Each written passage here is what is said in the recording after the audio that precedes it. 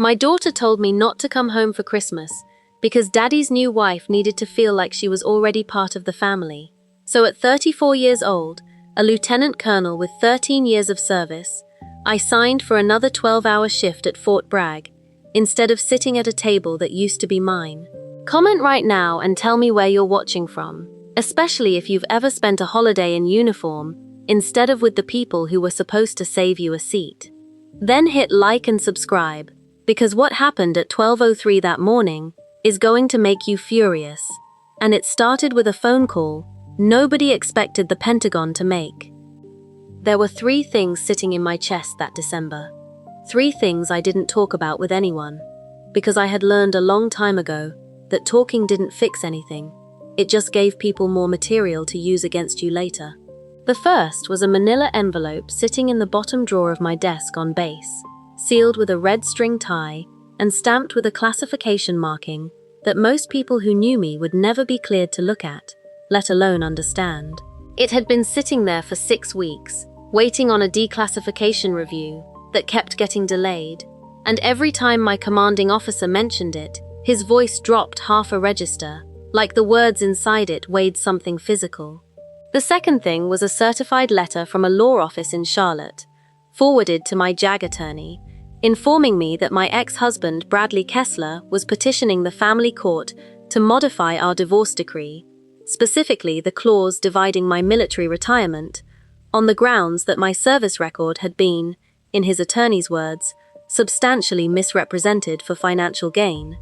The third thing was smaller, almost nothing, and that's exactly why it hurt the way it did. A group text from my 14-year-old daughter Emma, sent to a chain that included her father, her stepmother Vanessa, and her grandmother Eleanor, informing everyone that Christmas dinner would be at 6 o'clock, and that I wasn't listed as attending because, in Emma's words, we want Vanessa to feel like she's really part of the family this year, and it might be easier if Mum sits this one out. I read that text twice, standing in a supply hallway with fluorescent lights that hummed at a frequency I'd stopped noticing years ago, and then I put my phone back in my cargo pocket and finished my inventory count. That's the thing nobody tells you about the version of grief that comes from being systematically written out of your own family's story. It doesn't announce itself with tears. It just sits there, cold, waiting for you to decide what you're going to do with it. To understand how a 14-year-old girl came to write her own mother out of Christmas, you have to go back 9 years, to a base in Georgia, to a marriage that looked, from the outside, like a fair trade between 2 ambitious people. Bradley Kessler was 29 then, a second-year associate at a mid-sized commercial litigation firm in Savannah, sharp-jawed, expensively dressed even on an associate's salary, the kind of man who filled a room with the certainty of his own future success before he'd actually accomplished anything. I was 25, a captain, 3 years into a career that had already taken me through 2 rotations I couldn't discuss over dinner, not because I was being coy, but because the paperwork I'd signed made silence a legal obligation rather than a personality trait. Bradley used to joke, in front of his law partners, that his wife did something with logistics and supply chains for the army, spreadsheets mostly, and I let him say it, because correcting him would have meant explaining things that weren't mine to explain, and because in the beginning, his casual erasure of my work felt like protection rather than dismissal. It took years for me to understand that Bradley wasn't protecting my classification. He was protecting his own ego, which required a wife whose job was smaller than his. The truth, the part sealed in that manila envelope, and in a service record most of my family had never asked to see, was this: I was not a logistics clerk. I held a position as a Special Operations Sustainment Officer, embedded with a Joint Special Operations Task Force, responsible for coordinating classified resupply, medical evacuation routing, and forward logistics for operators working in 3 different theaters over the course of my career. My promotion board packet, which Bradley never once asked to read, listed a Bronze Star with Valor device, awarded for actions during a 2019 incident in a mountain pass in eastern Afghanistan that I am still not permitted to describe in full, even now, even in a video like this one. What I can tell you is that 31 hours of my life went missing from official record for a period afterward. that I came home 11 pounds lighter than I left, and that the man I was married to at the time picked me up from Pope Army Airfield, looked at me like I was a stranger wearing his wife's face, and asked, in the car, whether I could try to be a little more present for Emma's kindergarten graduation the following week. That was the pattern that repeated for the next 8 years, in different costumes at different volumes. Bradley climbed. He made partner at 34, the same age I am now, and somewhere around the time his signature started appearing on 7-figure settlements, he decided that a wife with a mysterious, unglamorous, allegedly clerical career was an asset that had depreciated past its usefulness. He filed for divorce the spring after my second deployment extension, citing what his own petition called irreconcilable differences in lifestyle and long-term compatibility, language his attorney had clearly workshopped to sound clinical rather than cruel. The divorce settlement, negotiated while I was still recovering from a hip injury sustained on that same 2019 deployment, gave him primary physical custody of Emma, on the reasoning, argued successfully by his attorney Mr. Holloway, that a parent whose career required unpredictable and unexplained absences could not reasonably provide a stable home environment. Nobody in that courtroom asked what those absences were for. Nobody was cleared to ask. I sat there in my dress uniform, ribbons that I could not explain, lined up on my chest like a code nobody in the room could read, and I let a judge who saw a woman who worked in an office award my own daughter to a man who had built his entire identity on being seen. I want to be precise about something, because precision is the only thing I have left that nobody can take from me. I do not resent Bradley for building a life. I resent him for building it on the specific foundation of making me smaller, repeatedly, in front of people who would never check his math.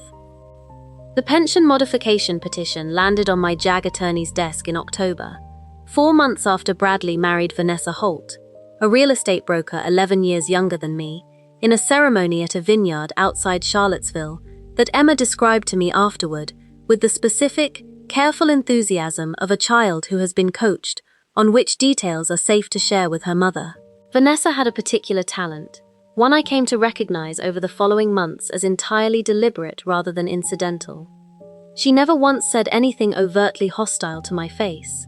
Instead, she specialized in a kind of weaponized concern, delivered always with a small, sympathetic tilt of her head. I just think it's so important for Emma to have consistency, she told me once, at a school pickup, standing in the parking lot in a camel coat that cost more than my monthly housing allowance. And I worry that with your schedule being so unpredictable, she's learned to expect disappointment from you. I don't say that to be cruel.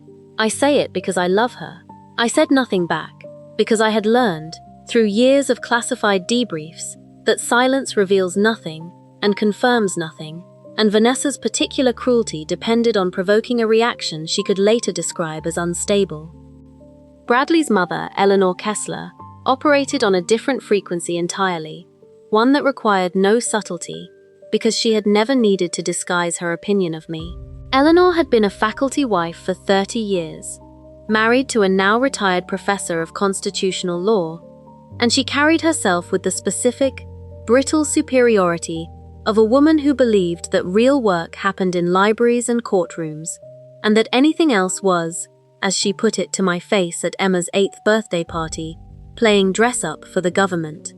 Eleanor's contribution to the family narrative was consistency itself. At every holiday, every recital, every moment where my absence needed an explanation, she supplied one, unprompted, to anyone in earshot. "Rachel's away again," she would say, with a small, satisfied sigh, "doing whatever it is she does. Filing, I believe. Bradley says it's mostly filing." She said it so often, with such calm certainty, that I sometimes wondered if she'd convinced herself it was true, which would have made her performance easier and, in its own way, sadder. Mr. Holloway, Bradley's attorney, a compact man in his 50s who wore his confidence like a second suit, was the one who turned Eleanor's casual dismissal into a legal strategy.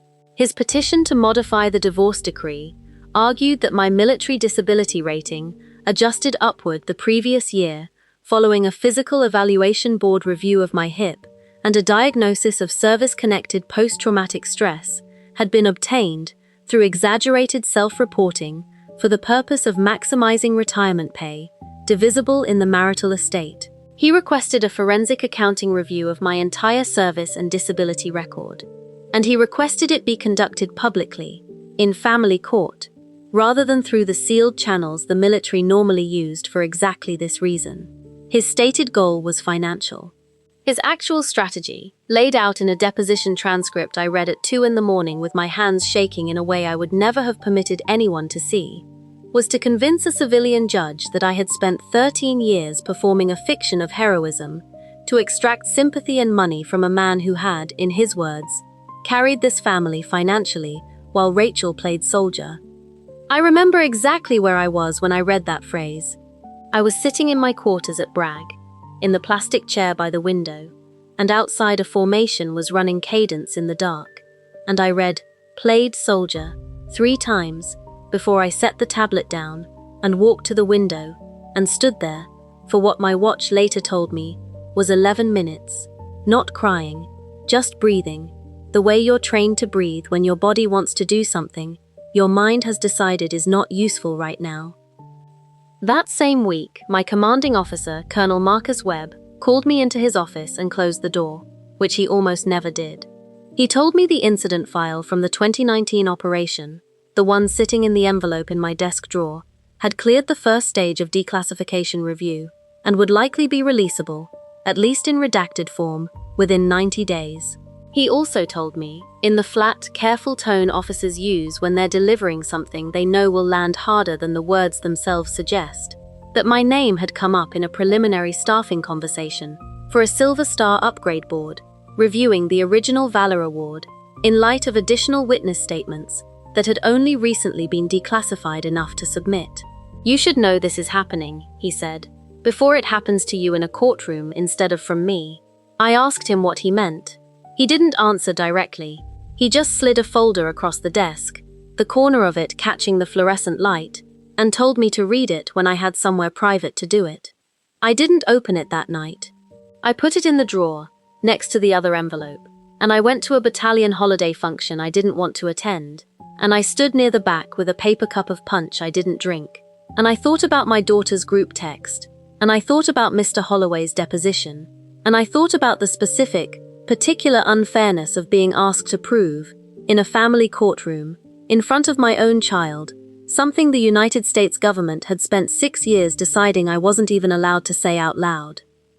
My informal ally through all of this was my younger brother, Danny, a staff sergeant himself, medically retired after an IED incident in 2017 that left him with a prosthetic leg and an unshakable, blunt loyalty to me that predated every uniform either of us had ever worn. Danny didn't have patience for nuance. "Let them find out the hard way," he told me on the phone, 3 days before Christmas, his voice thick with the specific anger of a sibling who has watched this unfold for years and been told, every time, that intervening would only make things worse for me legally. "You've spent 9 years letting that family think you're nothing. Maybe it's time the file does the talking instead of you." I told him it wasn't that simple, that I couldn't control what got declassified or when, that the court system didn't move on my timeline. He told me, in the specific way Danny had of being right without being gentle about it, that timelines had a way of arriving exactly when they were supposed to. If you've ever had someone in your own family decide, quietly and without a vote, that your absence was more convenient than your presence, hit subscribe right now, because the next part is exactly why I stopped explaining myself to people who had already made up their minds. Christmas Eve fell on a Tuesday that year, and I spent the morning of it doing something I had never once in 9 years allowed myself to do. I called Emma's school counselor, off the record, just to ask, in the careful language of a mother trying not to sound paranoid, whether Emma had said anything at school about the holiday arrangements, about how she felt about Vanessa, about whether the group text had been her idea or someone else's. The counselor, a kind woman named Mrs. Alvarez, who had known Emma since 4th grade, told me something that broke something loose in my chest that I had kept welded shut for years. Emma told me she didn't write that message, Mrs. Alvarez said. She told me Vanessa drafted it and had her send it from her own phone because it would look better coming from Emma. She also told me she cried in the bathroom for 20 minutes after she hit send, and that she didn't tell anyone because she didn't think anyone would believe a kid over Vanessa. I sat with that for a long time after I hung up. Not because it changed the legal facts of the pension case, which had nothing to do with Christmas dinner, but because it confirmed something I had suspected for 2 years and never had the evidence to name. Vanessa was not simply indifferent to me. She was actively, strategically working to make my own daughter complicit in erasing me, one small manageable request at a time, each one deniable, each one small enough that objecting to it would make me look unstable rather than her look cruel. That night, alone in my quarters, I opened the second folder, the one Colonel Webb had given me. It contained 3 sworn statements from soldiers I had served with in 2019, statements that had just cleared a classification review, describing in detail what had actually happened during those 31 missing hours. An ambush on a resupply convoy. I was leading through a mountain pass, 2 vehicles disabled, 1 soldier critically wounded, and a decision I made, under fire, to personally carry that soldier 2 kilometers to a position where a medevac helicopter could safely land, while providing suppressing fire with one hand and a radio call for extraction with the other. One of the statements, from a sergeant named Ruiz, ended with a line I read 4 times. Lieutenant Colonel Doyle never once mentioned what she did that night to anyone outside the unit. I only found out the extent of it when I read the after-action report years later. She carried Specialist Chen out on her back and never told his mother, my mother, or anyone else that she was the reason he came home. I closed the folder and sat in the dark for a long time, thinking about Bradley's deposition, about Plaid's soldier, about Eleanor's satisfied little sigh, about a 14-year-old girl crying in a bathroom because a grown woman had turned her into a messenger for a cruelty she didn't fully understand. And then, at 12:03 in the morning, on Christmas Day, my phone rang, and the screen showed Emma's name, and when I answered, she was already sobbing so hard I could barely make out the words. "Mom," she said, "why did the Pentagon just call Dad?" I told Emma to breathe, the same way I would talk down a young soldier in a moment of panic, slow and level, and I asked her to tell me exactly what her father had said. Between sobs, she explained that a man who identified himself as a casualty and a ward's liaison officer from the Department of the Army had called the house phone, the number still listed from our marriage 9 years ago, because no one had ever bothered to update the emergency contact paperwork after the divorce, asking to confirm details for what he called the upcoming Silver Star upgrade recognition for Lieutenant Colonel Rachel A. Doyle, and mentioning, almost in passing, that a defense correspondent from a national paper had submitted a records request, and that a short profile piece was expected to run within the month. Bradley, according to Emma, had gone white, then furious, then had grabbed his own phone and started making calls, one of them to Mr. Holloway, at nearly midnight on Christmas, using language Emma had never heard her father use before, something close to panic.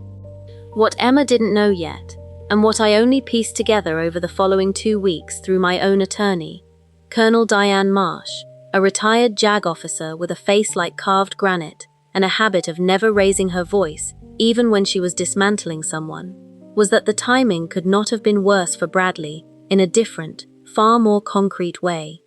Colonel Marsh had hired a forensic accountant 6 weeks earlier, on a hunch, to review Bradley's financial disclosures from the original divorce and the current modification petition side by side. What the accountant found, delivered to us in a report just after New Year's, was a pattern of transfers, beginning 8 months before Bradley filed his modification petition, moving a total of $211,000 from a joint investment account Bradley had never fully disclosed into an LLC registered in Vanessa's maiden name, structured in amounts small enough to avoid automatic reporting flags.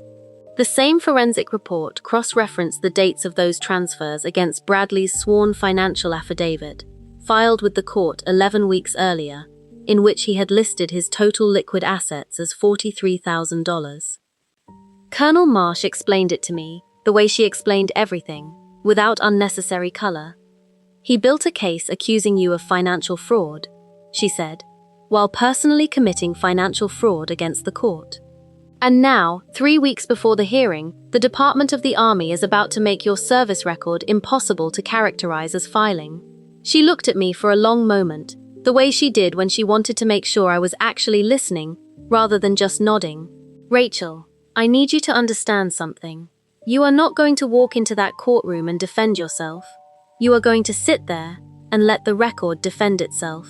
That's the only version of this that works, and it's the only version that will actually change how your daughter sees you. The hearing was scheduled for the 14th of January, in the Wake County Family Courthouse, before Judge Patricia Renner, a woman with 18 years on the family court bench and a reputation, Colonel Marsh told me, for having almost no patience for attorneys who tried to perform outrage in her courtroom instead of presenting evidence. I wore my dress uniform, full ribbons, for the first time in front of Bradley's family since the day of our original divorce hearing, and I sat at the plaintiff's table, my hands flat on the surface in front of me, and I did not look at Vanessa, seated 3 rows back in a cream-colored dress, or at Eleanor beside her, arms crossed, chin lifted in the particular posture of a woman certain she was about to watch a fraud exposed, or at Emma, seated between her grandmother and her father, small in a courtroom built for adult disagreements.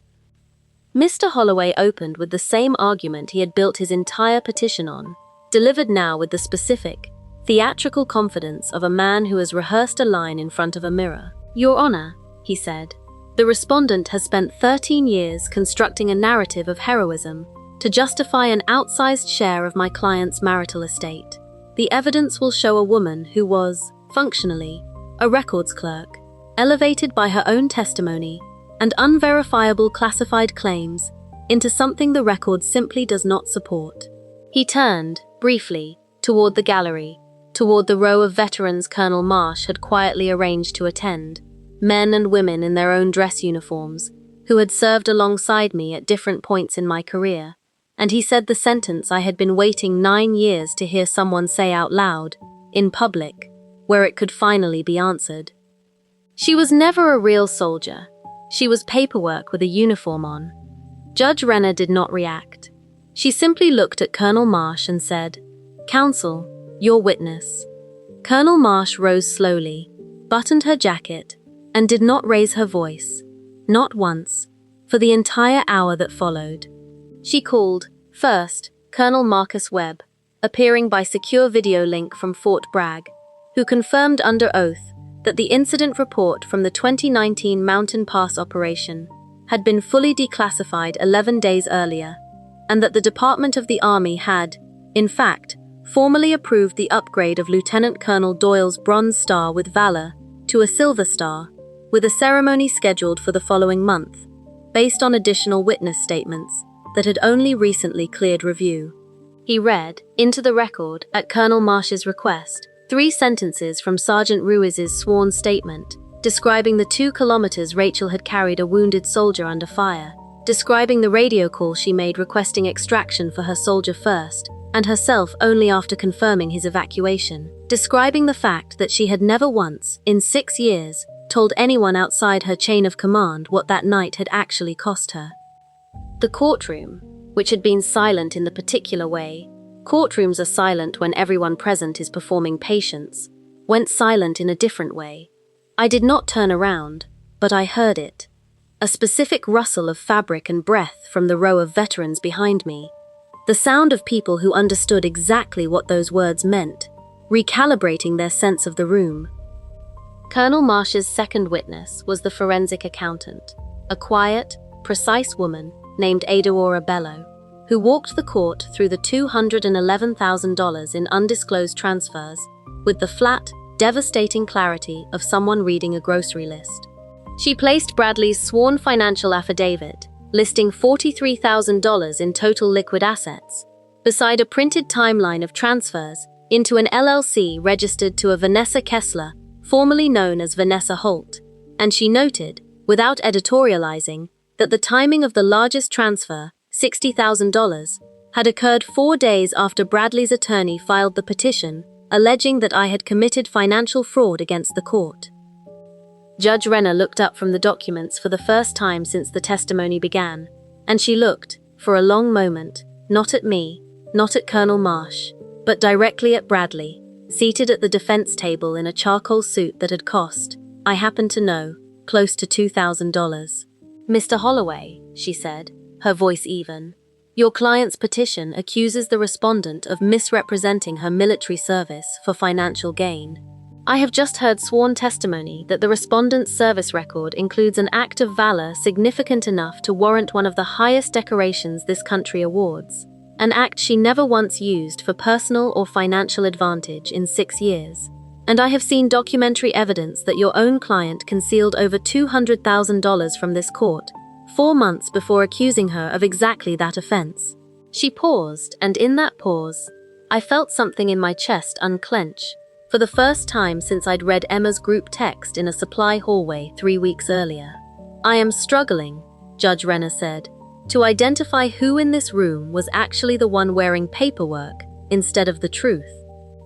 I heard Eleanor's sharp intake of breath from the gallery, and I heard, distinctly, Vanessa's chair creak as she shifted, and I heard, worst of all and best of all, in the same instant, my daughter's voice, small and cracked, say, "Dad," in a tone I recognized immediately, the specific sound of a child's certainty collapsing in real time. Bradley did not answer her. He was staring at the transfer timeline, his jaw working, and Mr. Holloway, for the first time in the entire proceeding, had nothing scripted to say. I sat very still through all of it, the way I had been trained to sit still through far worse things, and I noticed, in the specific hyper-aware way my mind still catalogues details from moments of high stress, the particular weight of the ribbons on my chest, the stiff, familiar texture of the dress uniform fabric against my collarbone, the low mechanical hum of the courtroom's ventilation system, and the single sharp knock of Judge Renner's gavel when she finally called for a 15-minute recess, a sound that landed in that room the way a door closing lands in an empty house, final and absolute, leaving nothing left to argue about that hadn't already been decided by the record itself. Judge Renner denied Bradley's petition to modify the pension division in full, and referred the financial discrepancy to the court's own enforcement division for a separate contempt proceeding, a process that, over the following 4 months, resulted in Bradley being ordered to pay back the full $211,000 into the marital estate, plus a $22,000 sanction for what the enforcement judge called bad faith concealment of assets during active litigation. His law firm, which had quietly promoted him to senior partner the year before, on the strength of his reputation as a meticulous, detail-oriented litigator, placed him on an internal review after the local paper's profile of my Silver Star upgrade ran alongside a second, shorter story about the contempt finding, a juxtaposition neither Bradley nor his partners had wanted attached to the firm's name. He resigned 11 weeks later, before the review concluded, and took a smaller position at a firm 2 hours away, a fact I learned only because Emma mentioned it, quietly, on a Sunday phone call, in the flat tone of a teenager still deciding how she felt about her father's diminishment. Vanessa's real estate brokerage, built largely on referrals from the same social circle that had watched the Charlottesville Vineyard wedding photos, absorbed a quieter but no less real cost. The LLC used to receive Bradley's hidden transfers was seized as part of the enforcement judgment, and word of the contempt finding moved through her client base with the specific speed small-town professional gossip always finds, regardless of how carefully anyone tries to contain it. She lost, by her own admission to Emma months later, 4 listing agreements in the 6 weeks after the story broke, clients citing vague, unconvincing reasons for going elsewhere. She sent me, in March, a single text message, unprompted, that read only, "I didn't know about the money. I'm sorry for what I put you and Emma through with the holidays. I was wrong about you. I did not respond to it. Some apologies I have learned to simply let exist without needing to answer them." Eleanor Kessler's reckoning was smaller and, in its own way, more painful for a woman who had built her entire identity on the certainty of her own correctness.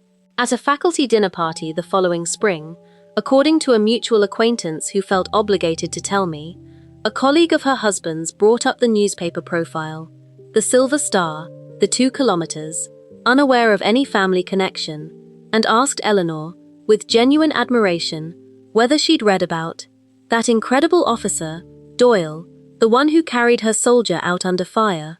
Eleanor, according to the account I received, went quiet for a long moment before admitting, stiffly, that Rachel Doyle was her former daughter-in-law. The colleague's face, apparently, did not hide his recalculation of every filing comment he'd ever heard Eleanor make over the years. Mr. Holloway, for his part, was referred to the State Bar's Ethics Committee over questions about whether he had known of his client's undisclosed transfers before filing the fraud allegations against me, a proceeding that remained unresolved as of the last update Colonel Marsh gave me, though his firm quietly removed his name from 3 ongoing family law cases shortly after the referral became public record. Emma's reckoning was the only one that actually mattered to me, and it did not arrive all at once, the way courtroom justice does. It arrived in pieces, over the following year, in a series of small, specific moments that I have learned to treasure precisely because they were not dramatic. She asked to attend the Silver Star ceremony at Fort Bragg in February, and stood in the front row in a navy dress, and cried when the citation was read aloud, describing in careful, redacted military language exactly what her mother had carried, and exactly what it had cost. Afterward, she hugged me for a long time, longer than she had hugged me in years, and said, into my shoulder, "I'm sorry I sent that text. Vanessa told me it would be easier, and I believed her because it was easier for me too, and I hate that." I told her the truth, which is the only thing I have ever really had to offer her, that I forgave her completely, because she was 14 and had been handed a script by adults who should have known better, and that the only person in that story who owed nobody an apology was her. Bradley called me in June, the first time he had called instead of texting in over a year, and he did not try to explain the money, or the petition, or the years of filing jokes. He simply said, "I built my whole sense of myself on being the impressive one in this family, Rachel, and I think somewhere along the way, I needed you to be small so I could keep believing that. I was wrong, and Emma paid for it, and I'm sorry." I did not tell him it was fine, because it wasn't, and I have stopped pretending things are fine when they aren't, simply to make a conversation end more comfortably. I told him I appreciated him saying it, and that Emma deserved to hear a version of that apology directly from him, not through me, and he did, 2 weeks later, sitting across from her, at a kitchen table in a house I do not live in a conversation I was not present for, and never asked to be present for, because some repair has to happen without an audience to be real. I think about my career sometimes, about the 13 years of being described as filing, as paperwork, as something small enough to be dismissed at dinner parties by people who had never once asked me a direct question about what I actually did. I think about how many women, in and out of uniform, spend decades being defined by the smallest, most convenient version of themselves that the people around them can comfortably accept, and how much of that erasure only ever gets corrected by accident, by a phone call at 12:03 in the morning, by a court order that happens to arrive at the same time as a medal that should have come with no fanfare requirement at all. I don't have a tidy answer for how to fix that, for how to make people see the whole of someone before a courtroom or a casualty report forces their hand. I only have the question I ask myself now, and the one I'll leave you with. How many people in your own life have you let define themselves as small, simply because it was more convenient than asking what they actually carried? I never did find out who at the Pentagon decided to call the house phone instead of my cell that Christmas morning, and honestly, some nights I still wonder what would have happened if that call had waited even one more week, until after the hearing, until after Holloway had already said his line in open court, with nothing left to answer it. But that's a story for a different night, because the next video I have for you is about the mother-in-law who thought she'd already won, and what she did the moment she realized the courtroom wasn't finished with her yet. You've already sat through this whole story with me, which means some part of you already decided you wanted to know how it ends, for people like Eleanor. So don't scroll past this one. Hit subscribe now, because you already did the hard part.